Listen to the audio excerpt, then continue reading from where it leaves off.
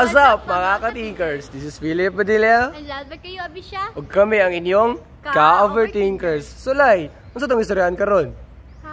Unsa di ay? Ay, kabalon ako. Ang istorya nato ang 3 laws of motion. Yes. And also, apilo nato ang conservation of mass and collision. So, Philip, pangutanan nimo Unsa man lay? Unsa? Unsa itong tulok ka 3 laws of motion? Kabalon ako. So, ang 3 laws of motion, guys, ang first law is ang law of inertia. Sunod, law of acceleration. And sunod, ang law of interaction. So, guys, may dugayan na to, Philip. Let's go! So, mga ka-thinkers, unsa magiday ang 3 laws of motion? Di ba naman to law of inertia, acceleration, o interaction? So, atong unahon ang law of inertia. Awa na lang niya ang example nga video para makahibalo mo. This person is at rest. But if you put an external force in it, it will move. Joke! Dili, bita tama itong sample kay. So, atong sample ani is natay bula. Tapos, gibutang siya sa lamisa nga wala siya nilihok. And tapos, naay kamot nga nitulod sa iya, which is motong atong ginapakita ang external force. And then, pag humantulod sa bula, ang bula nibalhin sa position. So, muna na to ang gitawag nga law of inertia. Kaya syempre, nibalhin naman siya. Mura na gawin mong X.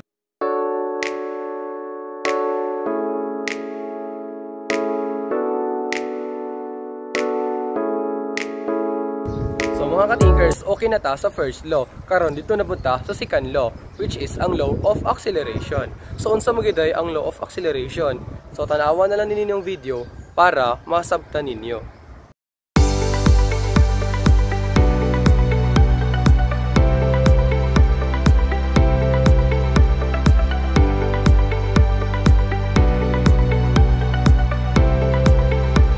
So karon na nata sa ikatulong nga law, which is ang law of interaction.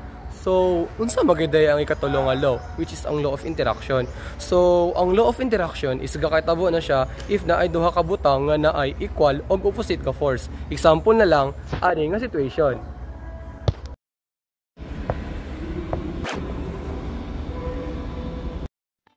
Newton's third law of motion states that every action has an equal and opposite reaction.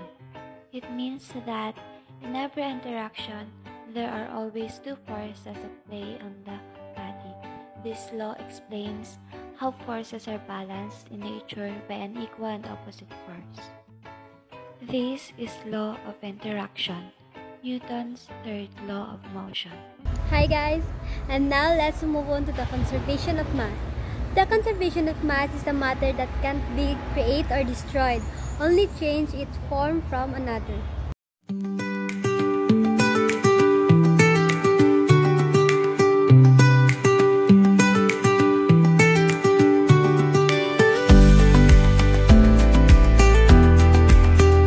So, karon na sa tong last nga topic, which is ang collision. So, unsa magiday ang collision?